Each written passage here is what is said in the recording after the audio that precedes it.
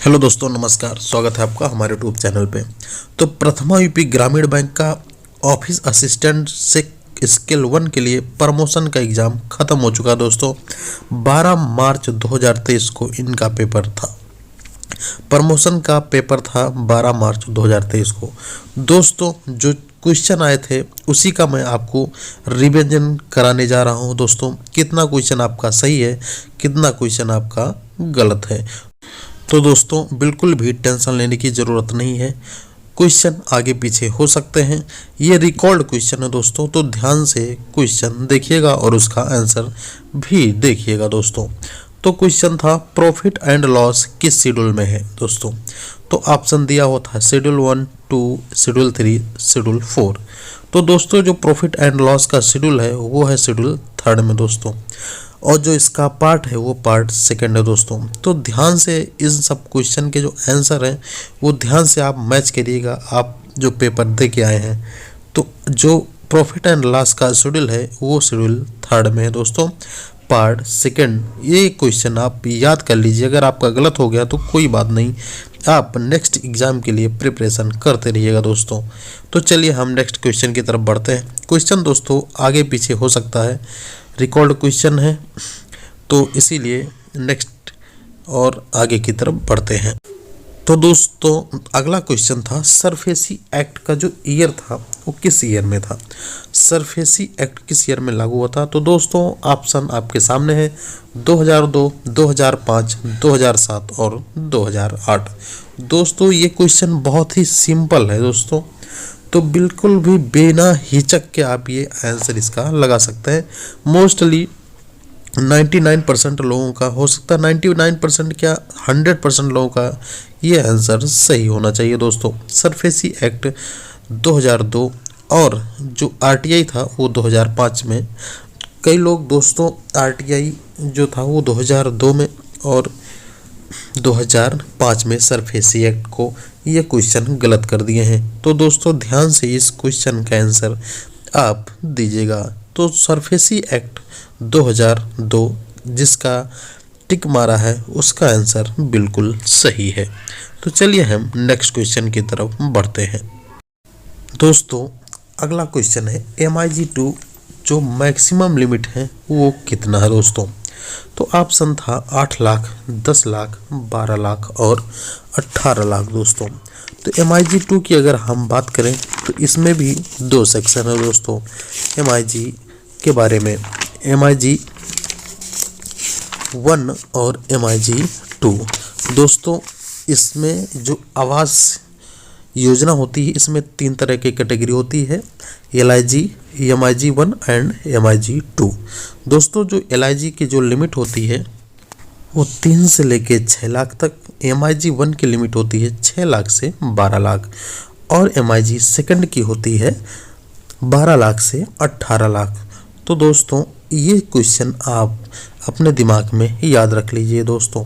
LIG1 नहीं होता, इसमें LIG होता है 3 लाख से 6 लाख, MIG1 में 6 से 12 लाख और MIG2 में 12 लाख से 18 लाख। तो जो क्वेश्चन आपका प्रथमा यूपी ग्रामीण बैंक के प्रमोशन एग्जाम में आया था ऑफिस असिस्टेंट से क्लर्क से स्केल 1 के लिए, तो उसकी जो मैक्सिमम लिमिट थी MIG2 की वो 18 लाख थी दोस्तों।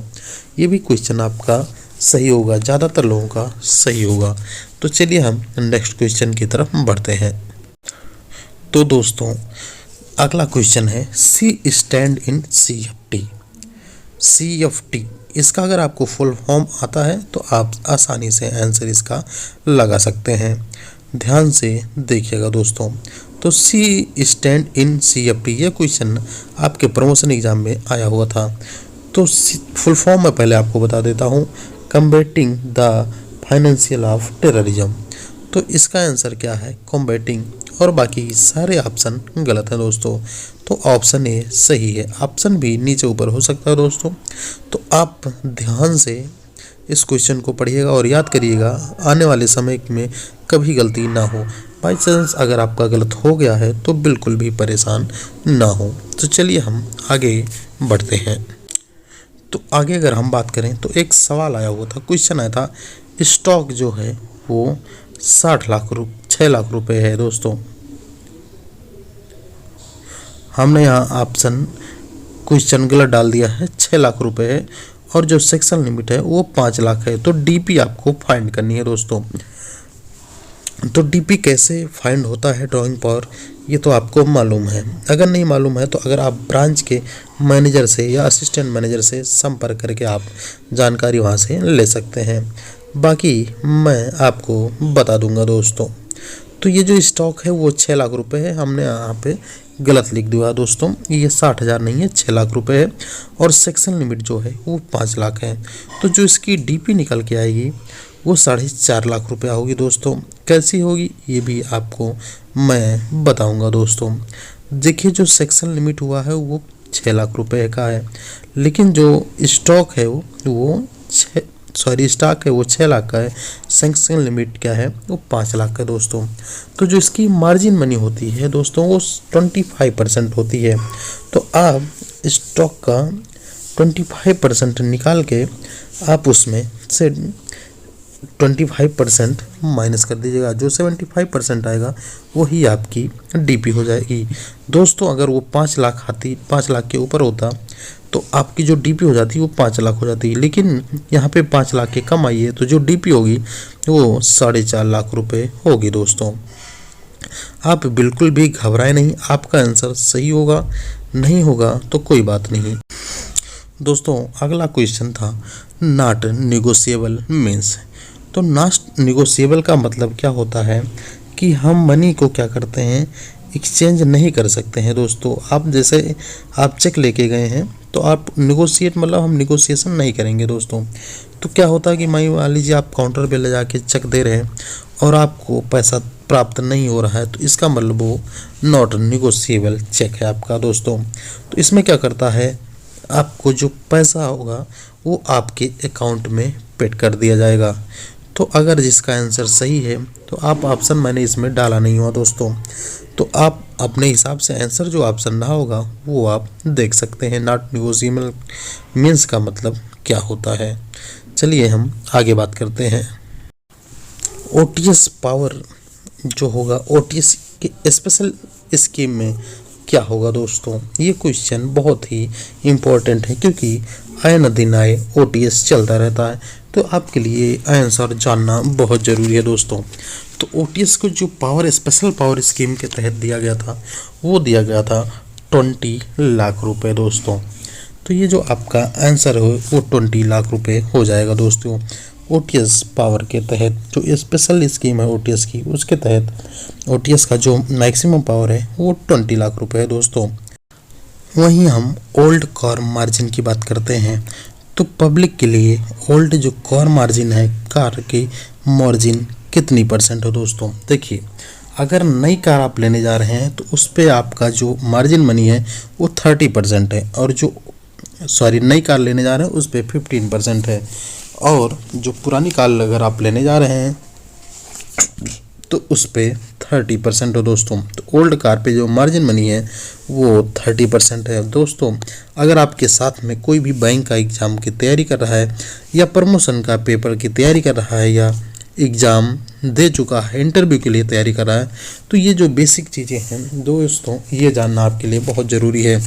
तो दोस्तों तो इस वीडियो को ज़्यादा से ज़्यादा लाइक कर दीजिएगा, शेयर कर दीजिएगा और हमारे चैनल को सब्सक्राइब कर दीजिएगा दोस्तों। तो चलिए हम नेक्स्ट क्वेश्चन की तरफ बढ़ते हैं। तो दोस्तों प्रधानमंत्री जीवन ज्योति बीमा योजना का जो कवर होता है वो कितना होता है, ये क्वेश्चन आपका आया होता है। ये क्वेश्चन ऐसे कॉमन क्वेश्चन है जिसका आंसर सभी का सही होता है मोस्टली। बहुत रेयर ही किस्से में गलती से कोई टिक अदर में लगाया हो, अलग बात है गलती से, लेकिन इसका जो आंसर है वो सबको पता है दोस्तों। तो प्रधानमंत्री जीवन ज्योति बीमा योजना में जो कवर होता है वो 2 लाख रुपए का होता है। तो दोस्तों अगला क्वेश्चन है ऑफिस अटेंडेंट जो ओल्ड कार लिमिट है वो कितनी है दोस्तों। तो इसका कई लोग ऑप्शन 3 लाख लगाए हुए हैं दोस्तों और कई लोग 5 लाख, जबकि इसका आंसर 5 लाख रुपए है। लेकिन कुछ लोग इसका आंसर 3 लाख बता रहे हैं। तो आप दोस्तों सर्कुलर में देख लीजिएगा कि ऑफिस अटेंडेंट के लिए जो ओल्ड कार लिमिट है वो कितनी है दोस्तों। इसका क्वेश्चन कन्फ्यूजन है। उसके बाद हम बात करते हैं दोस्तों DICGC की जो कवर अमाउंट है वो कितना है दोस्तों। तो 10 लाख, 5 लाख, 4 लाख, 3 लाख कुछ नहीं है। DICGC का जो कवर है मैक्सिमम वो आपका है 5 लाख रुपए दोस्तों। जिन्होंने 5 लाख आंसर टिक किया है उसका आंसर सही है दोस्तों। तो आप बिल्कुल भी परेशान ना हो, अपना आंसर जो मैच करते रहिएगा। हो सकता कुछ कन्फ्यूजन हो लेकिन आप उसको क्लियर कर लीजिएगा। तो चलिए हम बात करते हैं नेक्स्ट क्वेश्चन की।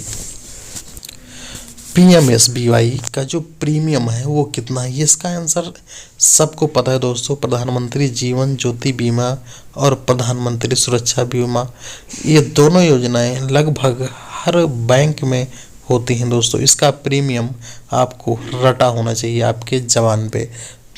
इसका आंसर आपको पता है 20 रुपये दोस्तों। पहले कम था अब बढ़ के 20 रुपये हो गया, पहले था 12 रुपये। तो PMSBY का जो प्रीमियम है वो 20 रुपीज़ है दोस्तों। ये जो आंसर है ये मोस्टली सबके सही रहते हैं। तो चलिए हम इसी सिलसिले में आगे बात करते हैं, नेक्स्ट क्वेश्चन की तरफ बढ़ते हैं।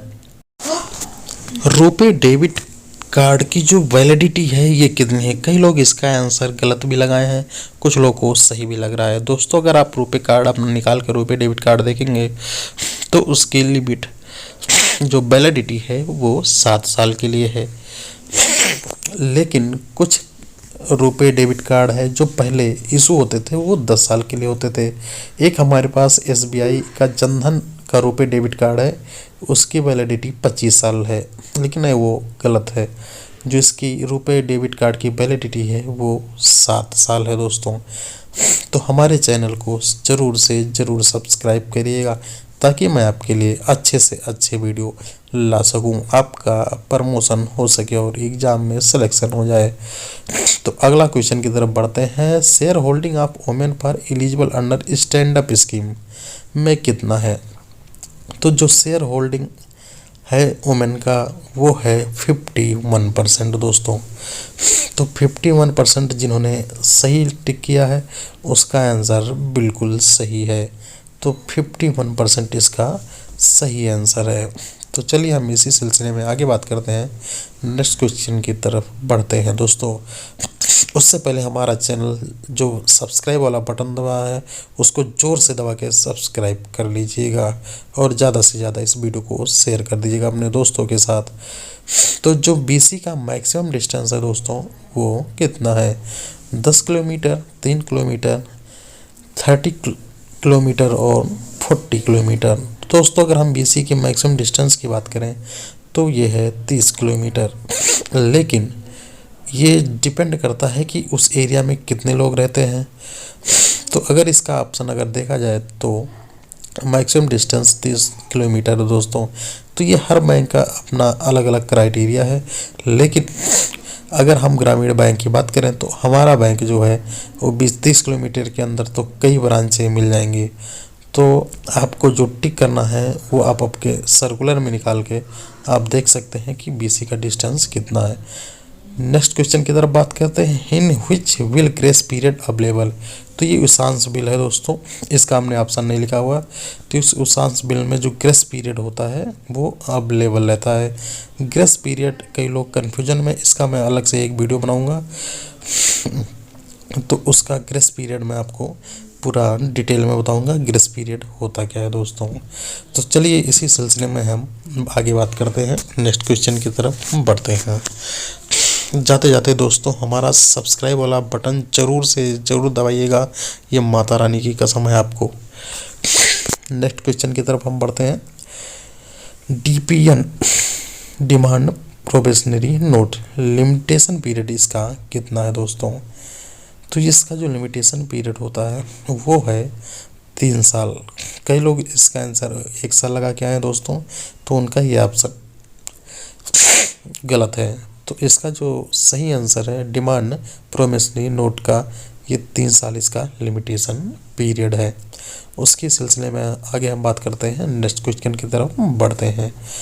तो अगला हम देखते हैं लेजर फोलियो चार्ज जो वेब्ड अप टू इन केसीजी में जो लेजर फोलियो चार्ज है वो कितने तक की छूट है? वो 1 लाख, 2 लाख, 3 लाख और 4 लाख। तो दोस्तों 1 लाख रुपए तक की इसमें छूट है।